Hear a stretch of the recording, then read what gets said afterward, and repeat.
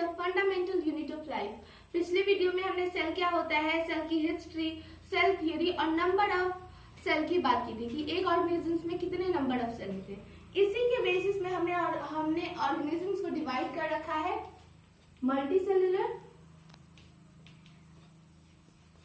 और यूनिसेलुलर के बीच।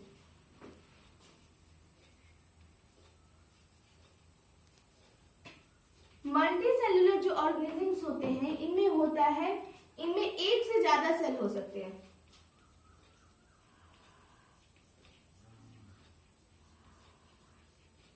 और यूनिसेलुलर जो ऑर्गेनिजम्स होते हैं इनमें सिर्फ सिंगल सेल होता है, एक ही सेल होता है।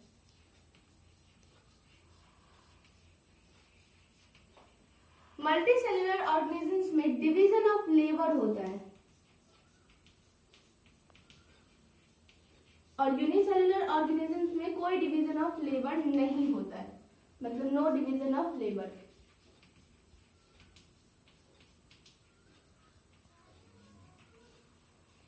डिवीजन ऑफ लेबर होने का मतलब है कि अलग अलग सेल अलग अलग फंक्शंस परफॉर्म करते हैं। जैसे रिस्पायरेशन अलग सेल करेगा, रिप्रोडक्शन अलग सेल करेगा, एक्सक्रीशन अलग सेल करेगा। ऐसे जो फंक्शंस होते हैं वो अलग अलग सेल करते हैं और इसमें जो होता है सारे फंक्शंस एक ही सेल करता है।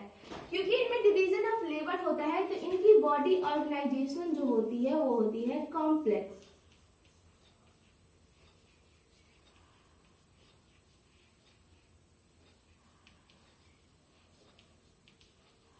और इनमें डिवीजन ऑफ लेबर नहीं होता तो इनकी बॉडी होती है सिंपल।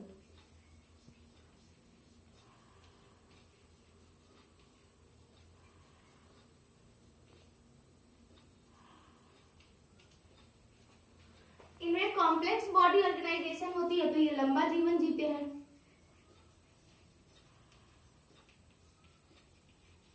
और इनका जो होता है जीवन वो शॉर्ट होता है।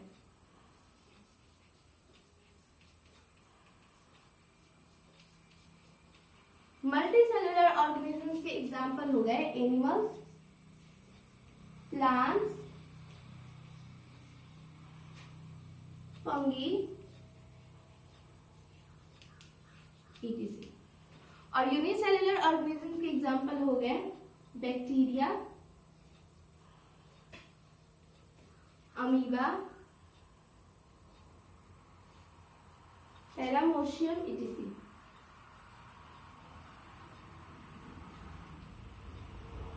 आई होप कि आपको मल्टीसेलुलर और यूनिसेलुलर ऑर्गेनिजम्स में डिफरेंस समझ में आया होगा। बात करते हैं प्लाज्मा मेम्ब्रेन की, लेकिन इससे पहले आप ये जान लो कि 3 ऐसे फीचर्स जो होते हैं वो सारे सेल में होते हैं, प्लाज्मा मेम्ब्रेन, न्यूक्लियस और साइटोप्लाज्म की।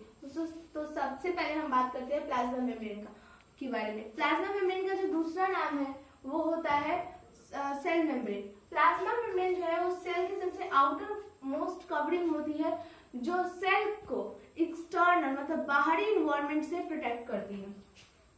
ये बाइलेयर ऑफ लिपिड्स और प्रोटीन की बनी हुई होती है। सेल मेम्ब्रेन जो है वो कुछ ही सब्सटेंस को सेल के अंदर आने देती है और कुछ ही सब्सटेंस को सेल के बाहर जाने देती है। इसीलिए इसको सेमी परमिएबल और सिलेक्टिवली परमिएबल मेम्ब्रेन के नाम से जाना जाता है।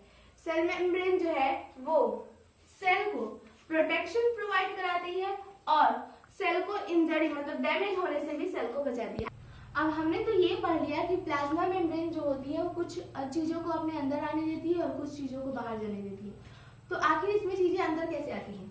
तो इसमें आती है डिफ्यूजन और ऑस्मोसिस के थ्रू आती है। डिफ्यूजन जो होता है और ऑस्मोसिस हायर कॉन्सेंट्रेशन से लोअर कॉन्सेंट्रेशन की तरफ जाना। ऑस्मोसिस में सिर्फ वाटर का मूवमेंट होता है और इसमें जो है गैस का मूवमेंट होता है। जैसे कि मैंने 3 सॉल्यूशन लिए, 3 बीकर लिया मैंने और उसमें मैंने आरबीसी का सेल डाल दिया, रेड ब्लड सेल मैंने डाल दिया। इस सॉल्यूशन को मैंने बोल दिया हाइपोटोनिक सॉल्यूशन।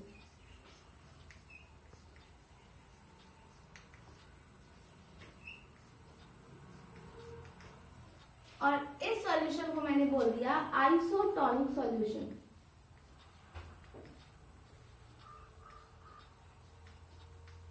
और ये जो सॉल्यूशन है इसे मैंने बोल दिया हाइपरटोनिक सॉल्यूशन।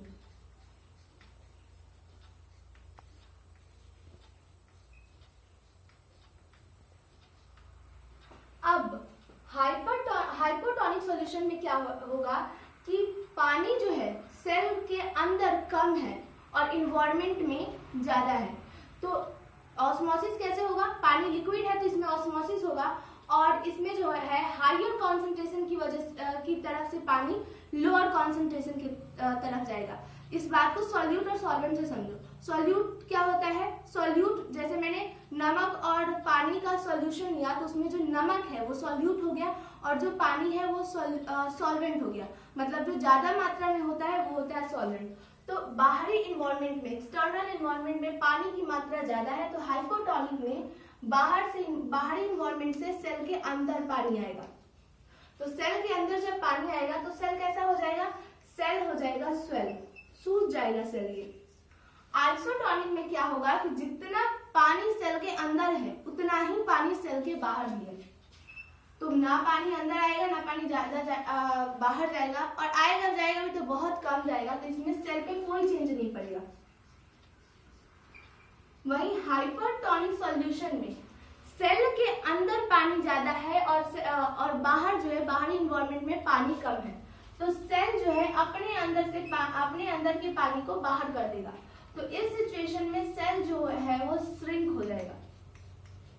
तो डिफ्यूजन और ऑस्मोसिस के थ्रू ही ये होता है। आई होप की बात करते हैं हम सेल वॉल की। तो सेल वॉल जो है वो सिर्फ प्लांट्स में प्रेजेंट होता है, एनिमल्स में नहीं होता है। Cell wall only present in plants. ये जो है प्लांट्स को रिगिडिटी प्रोवाइड कराता है और ये प्लाज्मा मेम्ब्रेन के बाहर होता है। सेल वॉल प्लांट्स में होते हैं तो अगर ये प्लाज्मा मेम्ब्रेन है तो इसकी बाहरी जो कवरिंग होगी, आउटर जो कवरिंग होती है वो होती है सेल वॉल। ये सेल वॉल सिर्फ प्लांट्स में क्यों होती है, एनिमल्स में क्यों नहीं होती है? तो इसका रीजन ये है क्योंकि एनिमल्स जो होते हैं वो एक जगह से दूसरी जगह अपने शेल्टर के लिए जा सकते हैं, लेकिन प्लांट्स नहीं जाते। तो ये आउटर मोस्ट कवरिंग होती है जो प्लांट्स को प्रोटेक्ट करती है। ये सेल वॉल जो होती है ये नॉन लिविंग होती है, लेकिन ये प्लाज्मा मेम्ब्रेन जो है वो लिविंग होती है।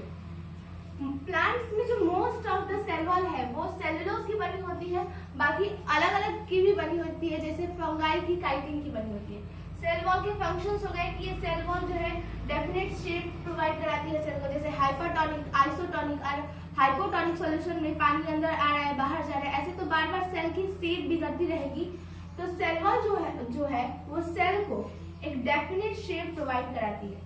ये सेल को एक मैकेनिकल स्ट्रेंथ प्रोवाइड कराती है और ये प्रोटोप्लाज्म को डैमेज होने से, इंजरी से बचाती है। प्रोटोप्लाज्म क्या होता है? प्रोटोप्लाज्म सेल के अंदर एक लाइफ गिविंग सब्सटेंस होता है जिसे फिजिकल बेसिस ऑफ लाइफ के भी नाम से जाने। अब हम पढ़ते हैं साइटोप्लाज्म के बारे में। तो साइटोप्लाज्म एक जेली लाइक फ्लूइड सब्सटेंस होता है जो प्लाज्मा मेम्ब्रेन के अंदर होता है।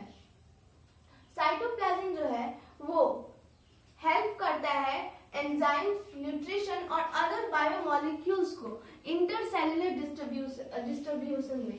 इंटरसेल्युलर डिस्ट्रीब्यूशन का मतलब होता है सेल के अंदर ये इन चीजों को डिस्ट्रीब्यूट करता है।